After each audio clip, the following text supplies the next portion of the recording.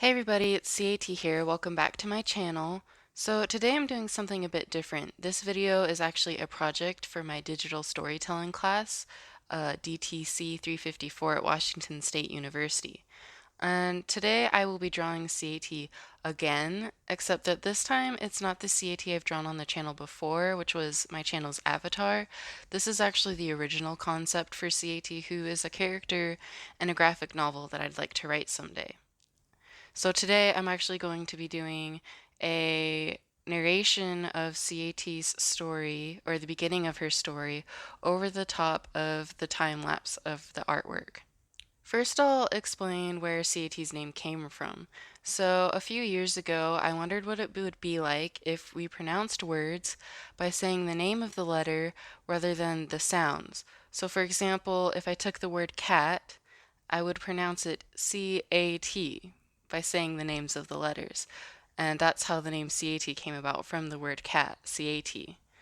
And so, although I'm probably not going to get into this part of the story today, there is a running joke throughout the book where one character always tells her that her name is Cat and not Sieaety. Now then, let's get into the prologue of Sieaty's story.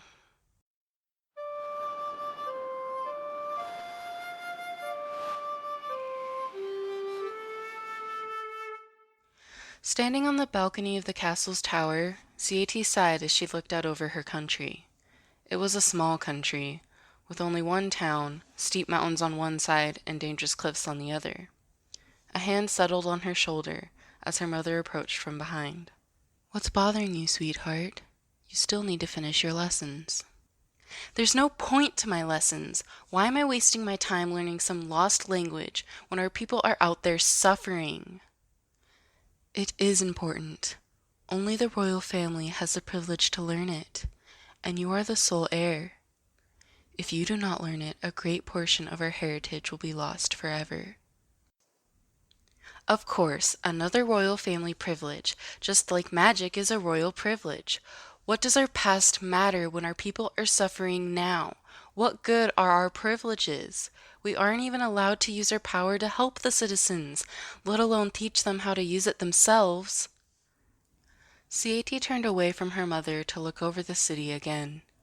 The population had grown, leaving the citizens cramped together. In such a small country, there was little fertile land, and the people were suffering because of it. "You will understand soon. Your 21st birthday is coming up. When you come of age, I'll explain everything to you, and you will be ready to take the throne." "Oh, I'll understand, will I? Will I understand why we're leaving our people out there to suffer?"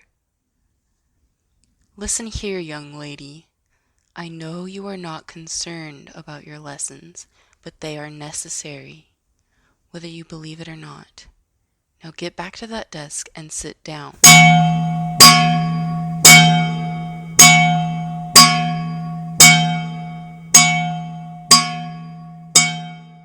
Something crashed into the castle and the ground began to shake as the sound of warning bells rang through the air. "What's happening?" The queen grabbed Sieaty's arm, pulling her to the queen's chambers. "Come quickly, the castle is under attack." With a wave of her hand, a passageway in the floor opened up. Still dragging Sieaety by the arm, she started down the stairs into a dark tunnel. "What about father?" "There's no time to go for him. He has his own duties to take care of. Our duty is to escape as soon as possible." The queen lifted her free hand, where a small ball of magic appeared to light their way. Together, Sieaety and her mother picked up their skirts and rushed further down the tunnel. It didn't take long for them to hear the shouts of voices behind them. The rebels that had attacked the castle were catching up. With only the light coming from her mother's magic to see, Sieaety struggled not to trip on the uneven ground. The tunnel hadn't been accessed in over 300 years, and with the new intruders, it lost any stability it had left. The ground began to shake, and rocks were falling around Sieaety and her mother. "We have to move faster." The queen lifted her other hand and cast a shield above them to block the rocks from hitting them. The yells of the rebels were much louder now. They were getting closer. "Listen, Sieaety. We aren't the only people in this world. That lost language you hated to learn, you will need it on the other side of this tunnel. What are you talking? Listen to me! She stopped and grabbed Sieaety by both shoulders.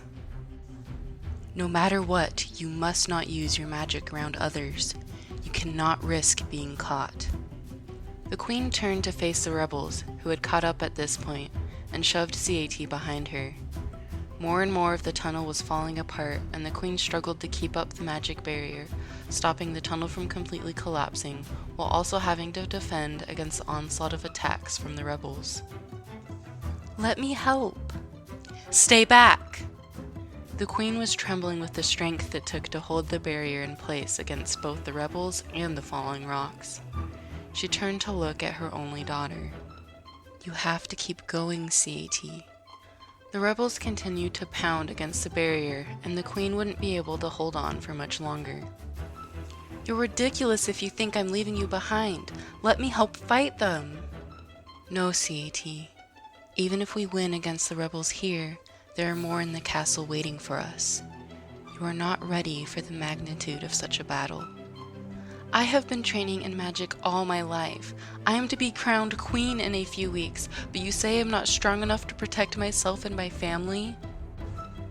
No, you are not. Listen, Sieaety.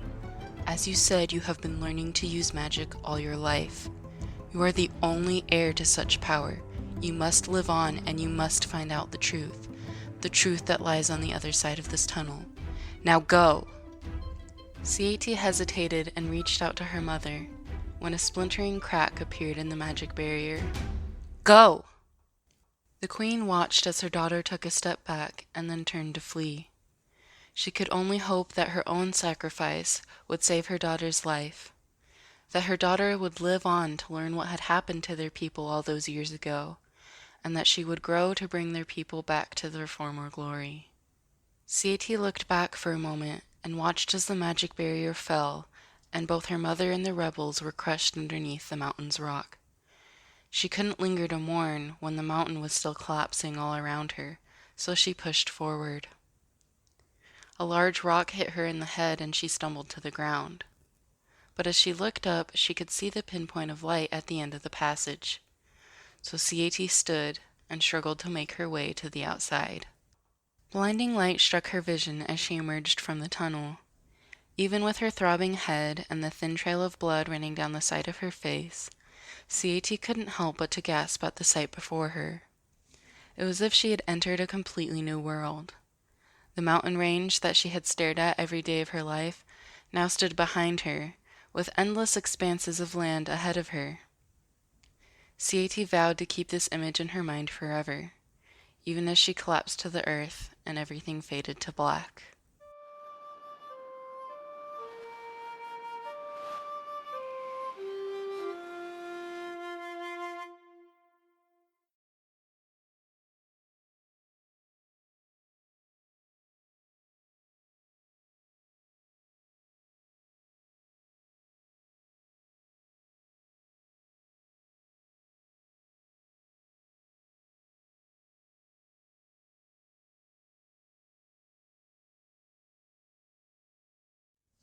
Okay, so this is the final artwork of Sieaety. I hope you guys like it, and I hope you enjoyed the video. If you did, consider checking out some of my other videos, and I will see you guys in the next one. Bye!